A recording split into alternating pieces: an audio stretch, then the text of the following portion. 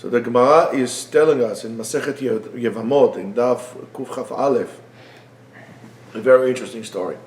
The Gemara says the following: Amar Rabbi Gamliel says, פעם אחת הייתי מהלך בספינה. One time I was on a boat. וראיתי ספינה אחת שנשברה. And I saw a boat that, I saw another boat that was simply, fell into pieces, it got crashed. והייתי מצטער על תלמיד חכם שבא. And I felt very, very sad for a certain particular תלמיד חכם that was on that boat. ומי אותו תלמיד חכם? Who is that תלמיד חכם? רבי עקיבא. Yeah. וכשעליתי ליבשה, when I went on ground, when they docked, בא וישב לפניי. He came and he sat in front of me. אמרתי לו, בני, מי העלך? How were you saved? אמר לי, דף של ספינה נזדמן לי, וכל גל וגל שבא עליי, נענעתי לו בראשי. דף של ספינה means a board, and every time he was coming my way, I was moving my head to it. So, on that Gemara, what we're doing here is like playing on the word. Daf is also means a paper, right? But daf means in this case was a board.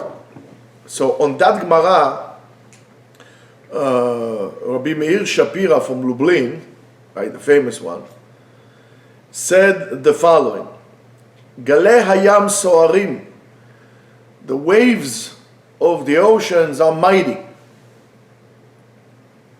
כל חייו של האדם מלאים מהמורות וקשיים. Your whole entire life is full of difficulties and bumps and so on and so forth.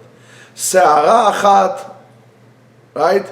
There's one storm, and then another one comes, and another one comes, and another one comes, and those storms are emotional, they're internal. It says regashot, you have feelings, se'arot, you are very disturbed, like fear, sadness, wars, good or bad. There's a bigger internal turmoil in each and every one of us. Even in the private house of a person, right? You're gonna have you have difficulties and challenges. There's parnasa, making money, education with your kids, your wife, difficult things. And as much as the winds are blowing and the waves are coming from the outside, those, there's also internal waves. So altogether, those great mighty waves can really break the spirit and break the Jew. And, there are fears, the survival fears, and so on and so forth. So what do we do? How do we do it? מה יעשה היהודי וינצל? What would the Jew do? So Rabbi Shapiro said, דף מזדמן לי. Daf, as we said before, is not just a plank of wood, but rather also daf of Gemara. Daf mizdamen li. Every Jew, ba'asher hu, has a daf of Gemara. You can take a daf of Gemara and learn. Anywhere in the world, you could do it. In a way, what he's telling us, there is a refuge. When we decide that we give up is when we feel that there's no hope and there's no way for us to go, and we need this sanctuary, we need this refuge. And what's this refuge? Is a daf of Gemara, this holy daf of the Gemara. If we're going to hold it well and we're going to learn without giving up one day, either you're doing daf yomi or without learning Torah every day, you make sure not to have a day without Torah. The Torah is your refuge. The Torah is your island. I don't care how busy you are at work, how busy you are in school. I don't care if you have 2 wives or you have 4 wives or you have 1 wife and 4 kids. I don't care. All these are excuses. And when you make the excuses, Sam, you're just moving the stuff. When we make the excuses, Rabbi, I would love to come, but I really can't. My schedule is basically what you're telling me is that you don't really want to come. You don't really want to learn. So that's fine. That's your choice not to learn. But you should know the tsunamis that will come, the waves that will come and really blow you apart would not reach you if you have that. So you're basically making yourself very vulnerable. You are a catastrophe going to happen. That's what you need to understand. So your attitude is, I'm learning Gemara, I'm coming to Yeshiva, I'm making the time, I was saved. It will be like to have a safety of a lifeboat and then to abandon it and to jump into the waves that are coming. You gotta be absolutely out of your mind to do it, and yet you see that people do this all the time. And then they say, imagine you're in a life raft, in a lifeboat. You're being saved, and it's like designed that you can stand waves of 50 feet. And it's like a sense beacon of of emergency. You are going to be saved. However, it's very crowded and very hot inside, but you're going to be saved. And you said, no, I can't take this. It's too hot here. Let me jump into the water. It's freezing cold water. I'll refresh myself a little bit. I'll come back. When you jump into this water, you're not coming back. You know you're not coming back. You're out of here. You're not coming back. And then you say, well, Rabbi, I'm going to learn Daf Yomi. You're not going to learn Daf Yomi. If you jump into that, what are you going to do? You're going to come back. You're not coming back. And the truth of the matter is that all the guys that said that at the end don't come to learn. They drop. So what you're doing, without this altogether, you need to understand you are jeopardizing the future of not only yourself, of your kids also, and your grandkids. You're putting in danger. So what would you rather do? Jump into the cold water to refresh yourself, or to stay in the boat? You're going to be saved. It's a little, crowded and hot, but you're going to. What do you want? What would you do?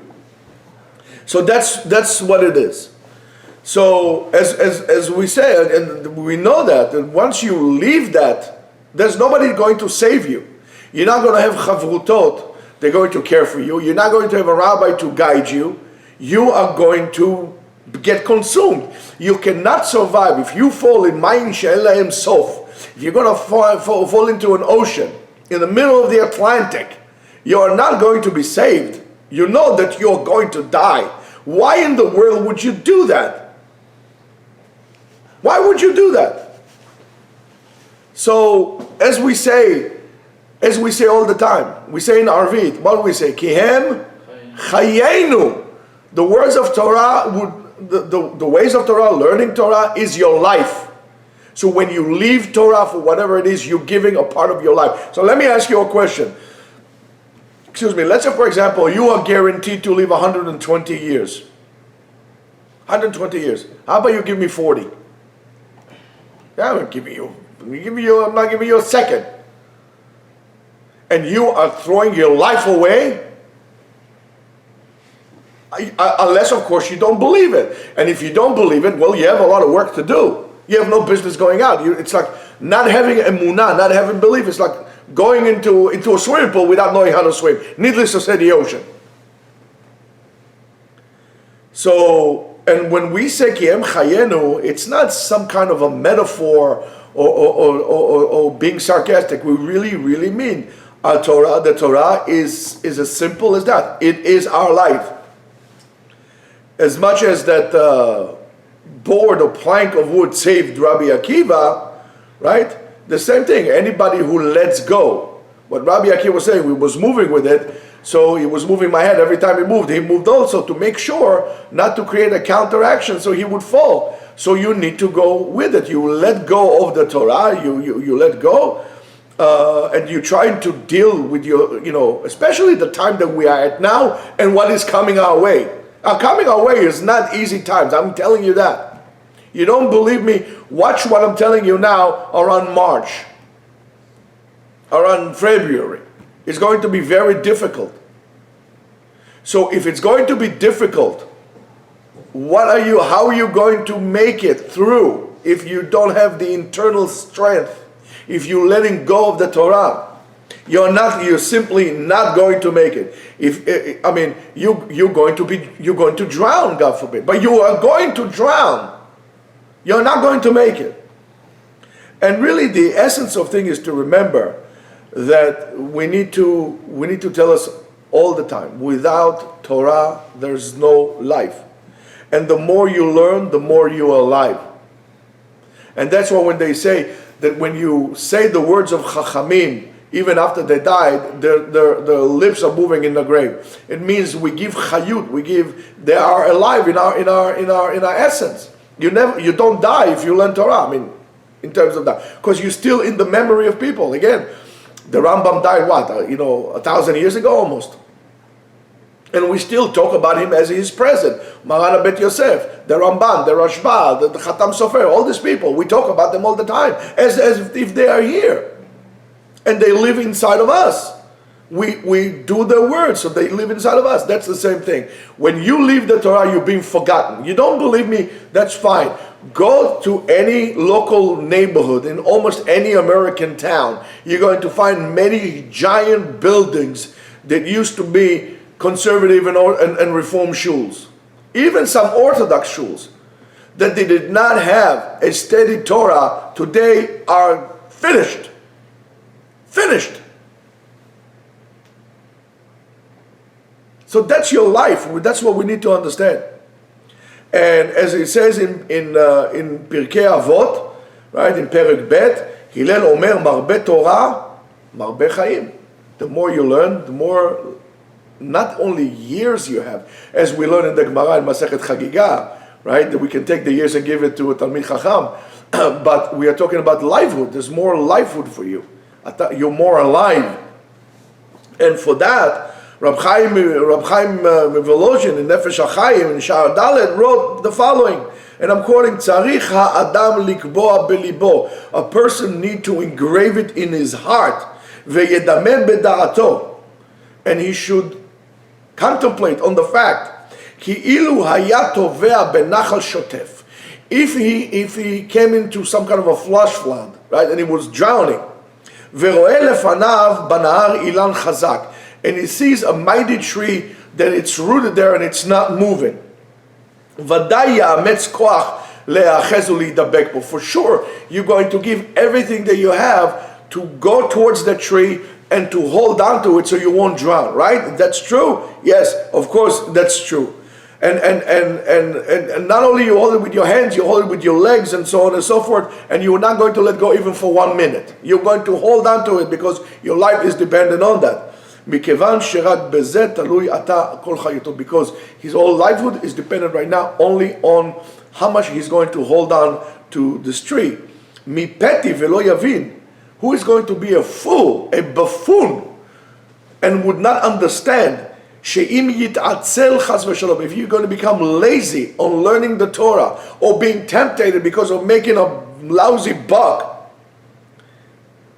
even if it's going to be for 1 minute, and yarpe yadav mileaches bo, itba techev, you're going to drown immediately. Look at Rav Chaim. Ken haTorah kedosha, so is our holy Torah. It's called Etz Chaim, the tree of life. Why? Because in the flesh flood of life, that's the solid tree that your life is dependent on, and you need to hold on to this tree, because if you go let it go, you have no Chaim. Etz Chaim Hil, to whom? Lamachzikim ba. It's a tree of life for who? For those who hold on to it. And if you live here, you have no life. It's amazing. And it's also called Ilana de Chaye, right? In Aramaic, the tree of life.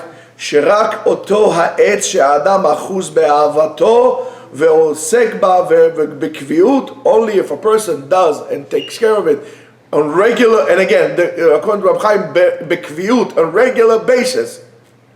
In other words, if I'm going to tell you, let's say a person needs to do a dialysis treatment or some treatment every day at the same time, you're going to skip it? You say, excuse me, I have to go make it. No, my life is dependent on it. What's the point of me making $1 if tomorrow I'm going to die if I'm not going to do it? That's why it says, Bochen kilyotav shel adam. HaKadosh Baruch Hu checks your kidneys, your spiritual kidneys. Because your life is dependent on that. Musar klayot. Musar klayot is the musar which you get so-called to your kidneys. Why? Because that cleans you, filters you. The same time as the kidney. The Torah does the same thing. So you're going to go and to leave it for what? To making $15 an hour? $20 an hour? $100? Let me ask you this. How much are you willing to give up your life? For how much money an hour? $1,000 an hour. You say, what's $1,000 an hour if tomorrow I'm going to die? I mean, next hour I'm going to die. How much money are you putting on your life? How much is your life is worth? That's how it's determined. So if you, v'im poresh mikviut ha'esek, if you establish a specific time to learn Torah, v'ma'adif la'asok behevlei ha'olam, and you decided to do with the nonsense of this world, ממש שטויות. הרי אז טובע במים הזדונים, רחמנא ליצלן. Then he's going to drown in those mighty waters, going to come and wash you away. And it says, Mi im ken peti v'yazov et hadaf. Who is going to be the fool who's going to let go? And we need to understand that. And we know that the first thing that you're being judged in Beit Din Shel Mala, when you come to Shamayim, the first thing they ask you is Limud Torah. Lamadata, did you learn or you didn't learn? And it says also in Masechet Yomayim, Daf Lamed Hey, Ani ve'ashir ve'rasha ba'im ladin.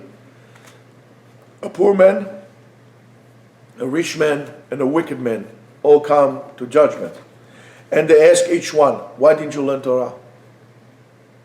And if a person says, well, listen, I was so poor, I didn't have money, I didn't have time to learn. I was busy with my parnasa. I was busy making a buck. Omrim lo, klum yoter hayita mihillel, ani hayita mihillel. As again, were you more poor than Hillel? Right? Im omer ashir hayiti, I was rich, I had so much to worry about. You know, I'm talking about billions of dollars here. I don't have time to learn. אומרים לו, כלום היית יותר עשיר מרבי אלעזר? אם הוא אומר, טרוד הייתי ביצרי, I was rabbi, I had yetzer, I needed to go, bada bing, bada bang, you know, I had to go, I had yetzer, you know, I couldn't do it. I like food, I like women, I like cars, I couldn't do it.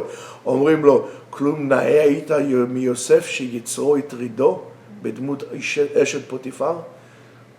Were you had a greater yetzer than Yosef? When Potiphar's wife tried to seduce him? So many people ask and they wonder on this Gemara altogether. It says, are they going to ask us why, for example, are they going to ask, why didn't we daven bekavana like Hillel? Right? Because you know Hillel used to daven like this. Or why weren't we humble like Hillel? Or what's this whole story with Hillel Zaken to a simple man in nowadays? I mean, Hillel is Hillel. You know, who am I that I'm going to compare to Hillel? Hillel was a Tana, Ribono Shel Olam. You know, what does it have to do with me? I mean, it's like comparing a T-Rex to a mosquito. Like, who am I? And the answer is that the reference for Torah, the way you regard Torah, should be the way you regard your life. As we said before, ki hihem chayenu, because this is our life. And therefore, there's no difference between the will of life of Hillel HaZaken to the will of life to each and every one of us. Even the most simple person wants to live. And I'm not talking about some old grandmother. I remember my wife had an old aunt. She lived in Seattle. She was like 98 years old.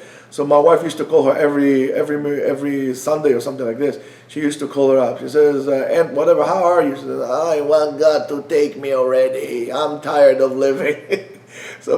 And my wife called her since she was like 89 until she was 98. And my wife said, no, you should live long life. You should live long life, and so on and so forth. I mean, we're not talking about like this. Everybody wants to live. Everybody wants to live. So it's not who you are in terms of your kel, but how much do you want to live? That's equal to each and every one of us. And Limud Torah is not an addition, and is not a special level in in a Jew that only certain people can do and so on. Because the Torah tells us, it's not something that you go like a PhD in, I don't know, in Zen Buddhism from the 19th century in, Southeast Japan in whatever, right? We're not talking something so weird, right? We're talking about something very fundamental, because it says, V'chai bahem. You should live with that. You should live with Torah. This is the essence of life that saves each and every Jew, regardless to your level of where you are in terms of intellectual level or in your spiritual level. That's every Jew. That's you could be a big tzaddik, like a high spiritual level or not.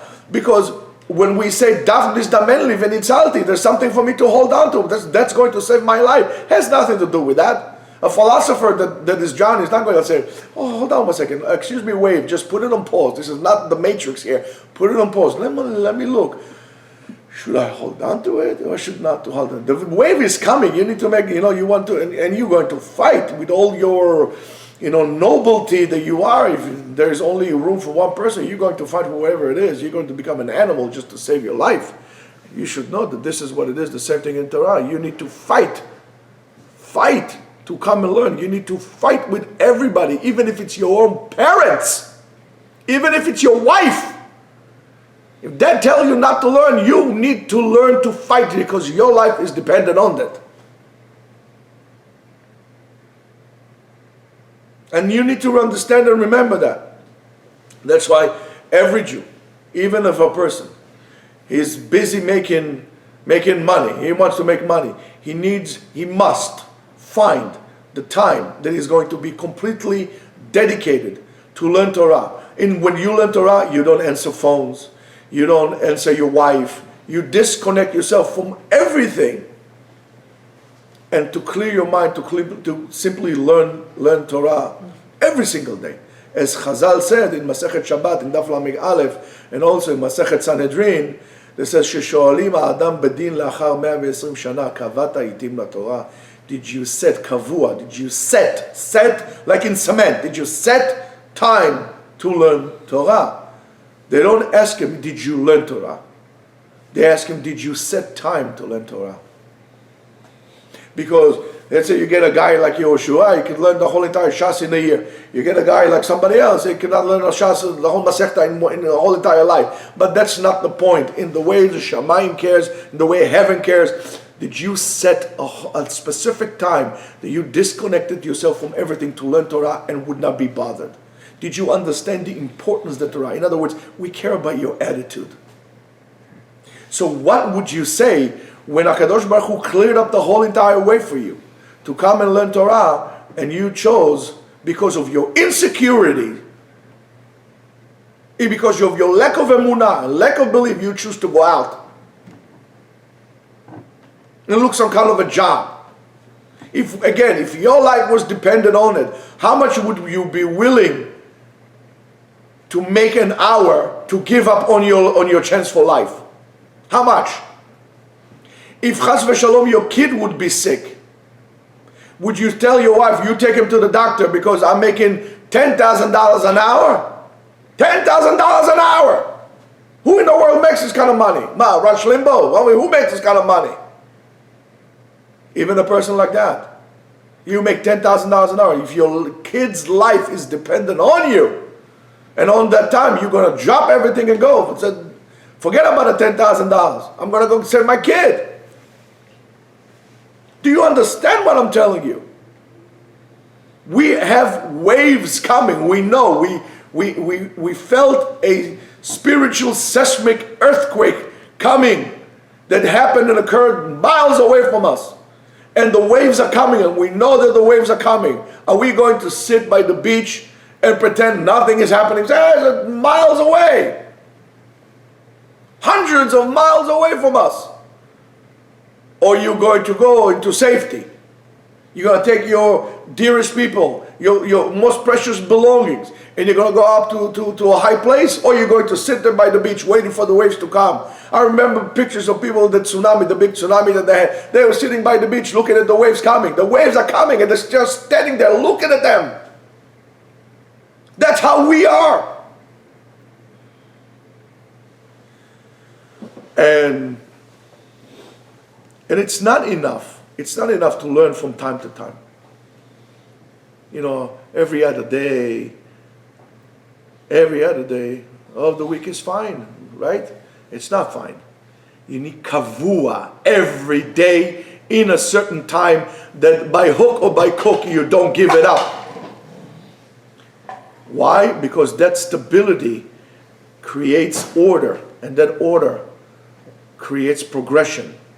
As much as you refer to Etz Chaim, and it says in Brachot, in Daf Lamed Bet, Ve'en Etz Chaim el Torah, that you cannot let go of it. You are not allowed to, you're going to drown. The Tosfot in Daf Lamed Gimel,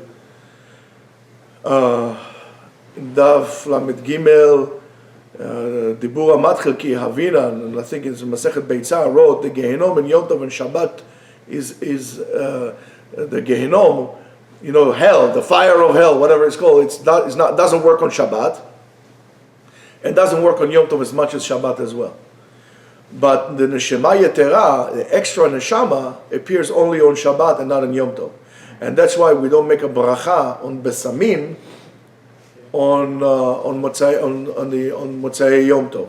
Okay, there's other reasons why we do so. There's a reason because we say the food of Yom Tov overcomes it, and so on and so forth. But there's no Neshama Yetera on Yom Tov, because in Motzei Yom Tov en siluk shel Neshama Yetera, en siluk shel Neshama Yetera.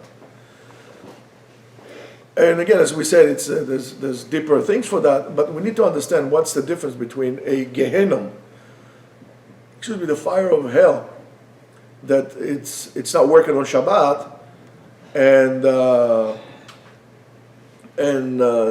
the fact that there's no Neshama Yetera on Yom Tov like in Shabbat. So after the parasha of Maaseh Bereshit, which we did last week, the Torah told us that man sinned, and he caused that the world would not reach its purpose. He sinned. All he had to do is wait a couple of hours. But he couldn't wait. He had to do what he had to do, and he messed it up for all of us. So the word should come to a purpose, and he prevented this purpose to be achieved. And now more than that humanity continue sinning, to do more chataim, and sin upon sin upon sin, until we got to the door of Enosh and Dor HaMabul and Dor HaPalaga and so on and so forth. That we have to build the ark and so on, and as a result of the sin, not only that man got kicked from the Garden of Eden, but he became small. He came down to this world and became smaller and smaller and smaller and smaller until he became a regular person. In terms of becoming almost like a heavenly creature, he became a person. And from that level that mankind reached, HaKadosh Baruch Hu chose Am Yisrael to fix this world and to fix what we call the image of man. He chose us. And He chose us to build and to perfect this world and elevate humanity to a different level until we're going to reach the original purpose, and we elevate everything to the level of Adam before the sin. As we saw it almost happening when Am Yisrael said Naaseh v'nishma, when they stood in front of the Mount Sinai and they said we should hear, tell us and we'll do it, not a problem. So they reached that level of Adam HaRishon before the sin. Of course, then they already went down, but that was a different case. In other words, the whole reality of all Am Yisrael, should be one continuous act forward, marching foot after foot, one step after the other, until we're going to reach the end of time, what we call Acharit HaYamim. Now you understand why is it important to have a continuous act, why Kviut B'Torah is so important. Because that constant progression brings us to what we call Tikkun HaOlam. Tikkun HaOlam is not just saying, hello, how are you? Good morning, let me open the door for you. It doesn't just mean that. It means continuous learning, and we'll see why. So we saw already that the Shabbat as we said before, nitakna kvar mitchila, it was fixed already b'machshava before Maaseh Bereshit. Because HaKadosh Baruch Hu created, and then Shabbat ve'hi nafash. And it was written in the Torah. And before the sin, Adam HaRishon, as we speak in Sefer, it's brought in Sefer Pachad Yitzchak, regarding Adam HaRishon. So, since the Shabbat, or as much as the Shabbat is a testimony of creation, of the rejuvenation of the world, that's why the Shabbat is, what do we say in Kiddush of Shabbat? Zicharon leMaaseh Bereshit. It's a commemoration for the act of creation. So when you don't keep Shabbat, you, in a way, denouncing the fact that God created the world. Now think about those people who don't keep Shabbat, and what do they do? So that's why Shabbat represents Me'en Ha'olam Haba, is a part of the world to come. It represents, it gives us a model to follow, or what the work should be. So you don't tell me, I don't know how to do it. I don't know what to refer to. So you have 6 days, and then you align yourself with the purpose that is given to you by having Shabbat, and that's why on Shabbat you don't do business, and you're supposed to learn, and you're supposed to elevate yourself spiritually, and so on and so forth. Now, taking this, all of a sudden, can blow your mind up in terms of all the halachot. Why the halachot are needed, in terms of keeping Shabbat? Because Shabbat is the model for us of how not to get lost. And you know that, as we say, as much as more than the Jews keeps Shabbat, Shabbat keeps the Jews, because it keeps us in tune in order for us not to get lost. If a Jew does not keep Shabbat, he loses, he gets lost, he disappears. It disappears. And that's the reason why. So is Yom Tov.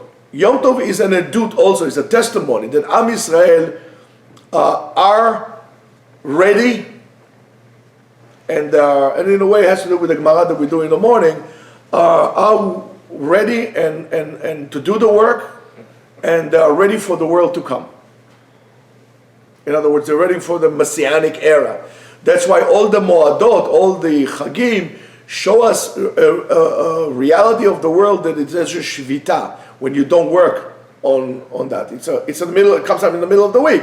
But there's only certain things that you can do. And what are you supposed to do? Ochel nefesh. So, argument's sake, on Yom Tov, what are you allowed to cook? Ochel nefesh. How much you would like to work? Ochel nefesh. The rest of the time is what? Lefachot, as we know. Lefachot, minimum. Chetzio leHashem, chetzio lachem. Half to you and half to Hashem. Do you learn half a day? Lefachot. And if you need to do something le'ochel nefesh, nobody tells you get a refrigerator box and live in the street. But you need to understand that you need to do the minimum you need to your survival. You don't. Your job is not to become a billionaire or a millionaire. And stop kissing up to these people. You should stay away from them and start directing yourself on divrei chachamim and the chachamim, the model. Don't tell those people. Don't tell me that people cannot live like this. Look at the rabbis. Telling people that they can't do it, what other people do it, is stupidity. They are a living example you can do it. That's why people have such, and especially in Israel, they have such hatred towards yeshivot. They have such hatred towards religion, because those people are a living testimony of how they should live and how they are not living. You need to understand that. So on Shabbat, we already know that there is a Shabbat shows us that even today there is a reality of reward and punishment and so on and so forth. And really, Shabbat is the purpose. We start working every day, for Shabbat. Everything is geared towards Shabbat. And Yom Tov show us that how to live in this world, in the world of Sachar. How do you do so? Minimum chetzio leHashem, chetzio lachem, half for Hashem, half for yourself, and whatever you need to do is for your ochel nefesh. That's why the Shabbat that is not dealing with Yechud Adam, with sanctification of man, but rather with the world who reached the end, right? So the Shvita of Shabbat is complete from anything of ochel nefesh. That's why on Shabbat you're not supposed to do ochel nefesh. Because that Shvita, that fact that you're not doing anything, includes in it everything of ochel nefesh, or whatever the person needs. And that's why we say, "Mi shelo tarach be'erev Shabbat lo yochal b'Shabbat." And if you work on Shabbat, you will on Shabbat. The same thing here. If you're not going to prepare yourself for those days, you're not going to make it. How you prepare yourself? You need to learn, right? You need to learn how to prepare yourself. That's not a problem. Let's say, for example, you want to fix something in your car, right? You need to learn how to fix the car. You don't just take a hammer and just hammering things around. So how are you going to make yourself? Do you believe, any of you who were in Yeshiva, and I'm talking to you guys over there in the video behind that screen, any of you guys who were in Yeshiva can have the guts to say, I don't believe in Mashiach. I don't want Mashiach to come. I don't believe in Tchiyat HaMetim. I don't believe in what the prophet said. I don't believe in anything. No, of course not. You were not there to say that. But your actions say it. Your actions say that. Because how are you going to get there if you're not going to prepare yourself? And how are you preparing yourself if you don't know how to prepare yourself? How are you going to fix this broken machine? And we need to understand that. But when we come on Yom Tov, and the whole purpose of Yom Tov is Shvitat HaOlam to Klal Yisrael, that the world is going to be idle towards the Jews in terms of that. Or we said to the person who accepted upon himself fixing the world. So all these issues of Ochel Nefesh are issues and items that really depends for the livelihood of the person. And therefore there's no Shvita on Yom Tov. Even more so, Shvita of Yom Tov is towards the nefesh of the person. You have to do something for the human. Ochel nefesh. We don't say, and we call it Yom Tov, we don't call it Ochel Guf, we call Ochel Nefesh. You need to feed your soul. Even on Yom Tov, you need to be able to feed your soul. So that's why on Shabbat, Ochel Nefesh is not included in the things that you're allowed to do, but rather including in the things that you're not allowed to do. And it says also that Shabbat is mamash me'ena olam haba, is like olam haba. Shabbat shows you the reward in which we're going to have in Gan Eden. In a way, when we keep Shabbat, we are basically reflecting on how man was on Gan Eden, in the Garden of Eden before he sinned. When he still had the neshama yetera, before he's been reduced spiritually to this world, you should work the land because that's a curse. So his spiritual greatness was taken away from him. To resemble that, HaKadosh Baruch Hu gives us another extra piece of a spiritual component on Shabbat. And why is that? Because the neshama yetera operates as the vehicle, as the vessel to receive that sachar, to receive that reward, to receive that the revival of the spirit, and the revival of the reality in which we had. Well, that's what we call it me'ein ha'olam haba. It is a sample of the world to come. Without that, to the Jew, there's no ability to live that reality or to experience that reality. But Yom Tov, that is not me'ein of olam haba, is just a testimony. Yom Tov serves as a testimony of the Jews to be the example of the Adam HaMetukan, the fixed men, and so on and so forth, could also exist in a reality when there's no Neshama Yatira, because you don't really need it. It's just for us. Edut is a testimony for what, if Shabbat is a testimony for creation, the Chagim, a testimony for the Jews choosing to take upon themselves to embark that mission of fixing the world, to fix the world, to the state that it should have been. That's why it's called Moadechem, your holidays. And it's my Shabbat, and it's your Moadim. Okay? But the Gehenom, right? And we talk about hell, that all is essence of Gehenom, of hell, is really to atone for the sins that a person does. That itself is against that reality of the Adam HaMetukan, of the Tikkun. What's the Adam HaMetukan? A person who atones for his sins, a person who is working on himself, and so on and so forth. So if you do so, we know there's no double jeopardy. So since it represents that, that's why Gehenom, also the fires of hell, do not burn on Yom Tov as well, because the representation that we took upon ourselves to do so. And there are many stories about Jews, how difficult it was for Jews, how hard they worked to furnish their homes and do so and so on and so forth. But regardless with all these difficulties, that learning, that kviyut, they saved and they cherished that as their eyes. And we need to understand, because these are the eyes in which you see the world. We should see the world through the eyes of the Torah. And when you choose to walk out the realm of holiness, of Beit HaMidrash, to the world out, you're losing your special eyesight, that you could see things in the eyes of the Torah. That's when you start seeing things in the eyes, or the false eyes of the world, in this world. And this world is olam mekulkal. It's a distorted world. So only if you stick to the Torah and you stick to Beit HaMidrash, you'll be able to see things appropriately. And we should celebrate the appropriate eyesight. And we should choose the appropriate view and vision, the correct vision, not a distorted vision. And that's why you have to make sure that you're in Beit Midrash every single day, before it becomes too late. Because when it's too late, you cannot be saved. And then it's going to be too late for everybody. So Rabotai, I hope you take this into heart and you do what you know is the right thing to do. And you should be brave enough. We spoke about yesterday about azut, of being mighty. Have the mightiness of a tiger to stand against all those who want you to continue with the distortion view and will prevent you from fixing yourself and fixing the world. Have a nice day.